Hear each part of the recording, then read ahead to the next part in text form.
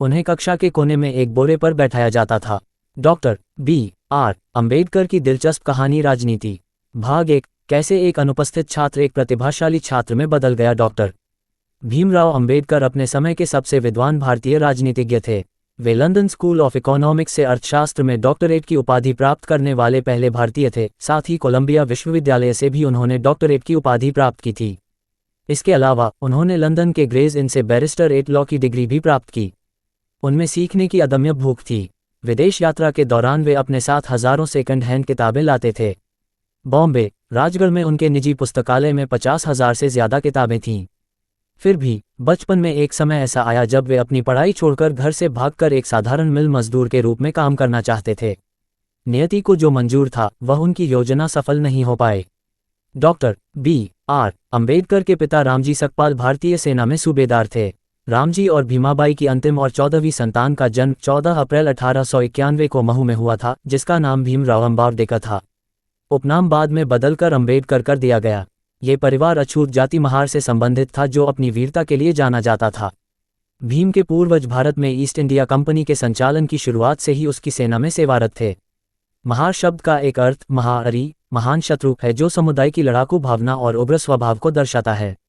सेना से सेवानिवृत्त होने के बाद रामजी सकपाल सतारा में बस गए। जल्द ही वे कोरेगांव चले गए, जहां उन्हें कैशियर की नौकरी मिल गई, जबकि उनका परिवार सतारा में ही था। 6 साल की उम्र में भीम की मां का देहांत हो गया। उनकी मौसी ने युवा भीम, उनके बड़े भाई और उनकी सबसे बड़ी बहन के 2 बेटों की देखभाल करने के लिए परिवार के साथ रहना शुरू कर दिया, जिनकी भी मृत्यु हो चुकी थी। भीम और उनके बड़े भाई ने सतारा में अपनी स्कूली शिक्षा शुरू की। स्कूल में उन्हें अपनी जाति से जुड़े कलंक के कारण अनगिनत अपमान सहना पड़ा। उन्हें कक्षा के कोने में एक बोरे पर बैठाया जाता था, जिसे उन्हें हर दिन घर वापस ले जाना पड़ता था, क्योंकि स्कूल का चपरासी उसे छूता नहीं था। प्यास लगने पर वे अन्य बच्चों की तरह अपनी प्यास बुझाने के लिए नल पर नहीं जा सकते थे, क्योंकि उन्हें नल को छूने की अनुमति नहीं थी। जब प्यास लगती तो स्कूल का चपरासी ऊपर से उनके मुंह में पानी डालता, ये सुनिश्चित करते हुए कि पानी का बर्तन उनके अपवित्र शरीर को न छुए। स्कूल में कोई और लड़कों के लिए ये सांसारिक कार्य भी नहीं करता था। बाद में अंबेडकर ने अपने निबंध नो चपरासी नो वाटर में उन दिनों की पीड़ा का वर्णन किया। हालांकि स्कूल में सभी लोग भीम के प्रति निर्दयी नहीं थे। वह महादेव अंबेडकर नाम के एक ब्राह्मण शिक्षक का प्रिय छात्र था। सर महादेव अपना दोपहर का भोजन भी उसके साथ साझा करते थे।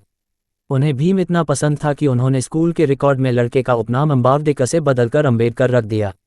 अपने स्कूल के शुरुआती दिनों में भीम बेफिक्र, निडर और अपनी पढ़ाई के प्रति गंभीर नहीं थे। उनकी रुचि बागवानी, मवेशियों की देखभाल और बकरियां पालने में थी। 1901 में रामजी सकपाल ने अपने 2 बेटों और एक पोते को कोरेगांव में अपने साथ गर्मियों की छुट्टियां बिताने के लिए आमंत्रित किया। सतारा से उन्हें मसूर तक ट्रेन से यात्रा करनी थी, जहां से कोरेगांव 10 मील दूर था। ये युवा लड़कों के लिए बहुत ही रोमांचक प्रस्ताव था, क्योंकि उन्होंने पहले कभी ट्रेन से यात्रा नहीं की थी। छुट्टियों के लिए नए कपड़ों की सिलाई सहित बड़ी तैयारियां की गईं। जब ट्रेन मसूर पहुंची तो लड़कों को ये जानकर आश्चर्य हुआ कि उनके पिता उन्हें लेने नहीं आए हैं। बाद में पता चला कि उनका पत्र समय पर उनके पिता तक नहीं पहुंचा था। उन्होंने कोरेगांव पहुंचने के लिए एक गाड़ी किराए पर लेने का फैसला किया, लेकिन जब गाड़ी मालिकों को पता चला कि वे महार हैं तो उन्होंने उन्हें सवारी देने से इनकार कर दिया। अंत में स्टेशन मास्टर के हस्तक्षेप से एक गाड़ी मालिक इस शर्त पर अपनी गाड़ी उधार देने के लिए सहमत हुआ कि उन्हें दोगुना किराया देना होगा और गाड़ी भी खुद चलानी होगी। रास्ते में जब उन्होंने घर से लाया हुआ खाना खाना चाहा तो कोई भी उन्हें पानी देने को तैयार नहीं हुआ। भीम को पता था कि वह अछूत है और उसे एक निश्चित आचार संहिता का पालन करना पड़ता है, लेकिन इससे पहले उसे इस तरह के अमानवीय व्यवहार और अपमान का सामना नहीं करना पड़ा था। इसने उसे अछूत प्रथा के बारे में सोचने पर मजबूर कर दिया। अछूत प्रथा के बारे में सोचने पर मजबूर कर दिया। अंबेडकर अपनी जीवनी वेटिंग फॉर ए वीजा में लिखते हैं, ये घटना मेरे जीवन में बहुत महत्वपूर्ण स्थान रखती है। जब ये घटना हुई तब मैं 9 साल का था, लेकिन इसने मेरे मन पर एक अमिट छाप छोड़ी है। जब भीम लगभग 10 वर्ष का था, उसके पिता ने दूसरी शादी करने का फैसला किया। भीम को यह विचार पसंद नहीं था कि कोई दूसरी महिला उसकी मां की जगह ले और उसके गहने पहने। उसने विद्रोह किया और गुप्त रूप से घर से भाग जाने और बंबई में एक मिल मजदूर के रूप में काम करने की योजना बनाई, जहां वह जानता था सतारा के कई लड़के काम कर रहे थे। ट्रेन का किराया खरीदने के लिए उसने अपनी चाची की थैली से पैसे चुराने की योजना बनाई, जो उसके साथ फर्श पर सोएगी। लगातार 3 रातों तक उसने चाची की कमर में बंधी थैली को हथियाने की कोशिश की, लेकिन सफल नहीं हो सका।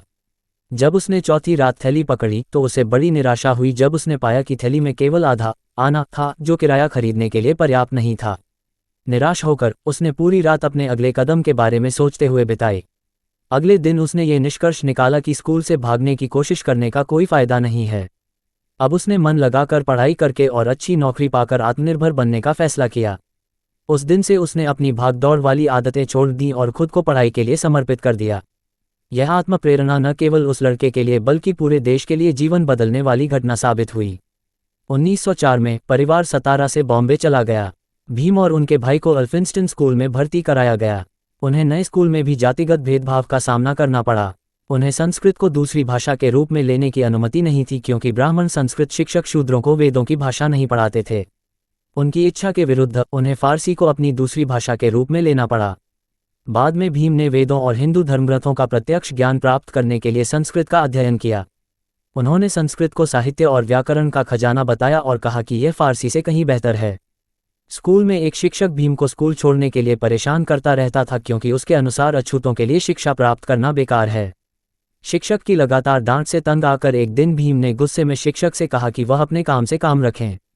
जब दोनों भाई माध्यमिक विद्यालय में पहुंचे तो रामजी सकपाल की अल्प पेंशन उन दोनों की फीस भरने के लिए पर्याप्त नहीं थी।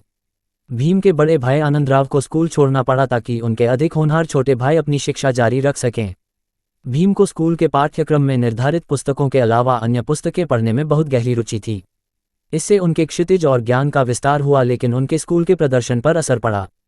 भीम के पिता अनिच्छा से उन्हें ये पुस्तकें खरीदने के लिए पैसे देते थे, कभी कभी अपनी विवाहित बेटियों से पैसे उधार लेते थे और कभी कभी उनके गहने भी गिरवी रख देते थे। भीम ने 1907 में मैट्रिक पास किया। हालांकि वे 750 में से केवल 282 अंक ही ला पाए, लेकिन एक अछूत के लिए यह एक बड़ी उपलब्धि थी। महार समुदाय के लिए भी उनके बीच से एक दुर्लभ मैट्रिक पास होना गर्व की बात थी। उनके पिता ने भीम के लिए एक सुविधा समारोह का आयोजन किया। इस समारोह में मराठी लेखक और विल्सन हाई स्कूल के शिक्षक अर्जुन कैलुस्का को भी आमंत्रित किया गया था। उन्होंने इस अवसर पर भीम को बुद्ध की जीवनी भेंट की। मैट्रिकुलेशन के तुरंत बाद 15 साल की उम्र में भीम की शादी हो गई। उनकी पत्नी रमाबाई उस समय सिर्फ 9 साल की थीं। विवाह का स्थान बंबई के बायकुला बाजार का एक खुला शेड था, जिसमें पत्थर के चबूतरे बेंच और टेबल के रूप में इस्तेमाल किए गए थे। विवाह रात के समय हुआ और भोर से पहले विक्रेताओं को अपना व्यवसाय फिर से शुरू करने के लिए जगह खाली कर दी गई।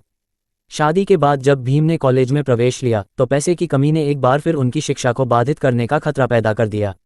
लेकिन एक बार फिर किस्मत ने साथ दिया जब एक उदार, दानशील और शाही परोपकारी व्यक्ति उनकी मदद के लिए आगे आया।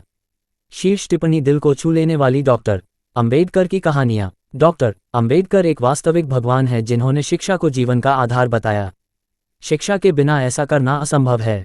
सूचना सिर्फ मान्यताओं और जानकारियों पर आधारित है। यहाँ ये बताना जरूरी है कि यह मेरा वीडियो किसी भी तरह की मान्यता, जानकारी की पुष्टि नहीं करता है। किसी भी जानकारी या मान्यता को अमल में लाने से पहले संबंधित विशेषज्ञ से सलाह लें। धन्यवाद।